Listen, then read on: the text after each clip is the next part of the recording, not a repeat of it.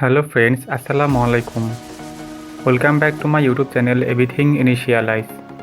আজ আমি আপনাদের দেখাবো কিভাবে এমএস ওয়ার্ডের মাধ্যমে এরকম একটি লোগো ডিজাইন করা যায়।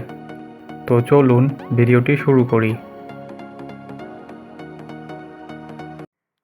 আপনি যদি আমার চ্যানেলে নতুন হয়ে থাকেন তাহলে চ্যানেলটিকে সাবস্ক্রাইব করে পাশে থাকা বেল আইকনে ক্লিক করে দিবেন,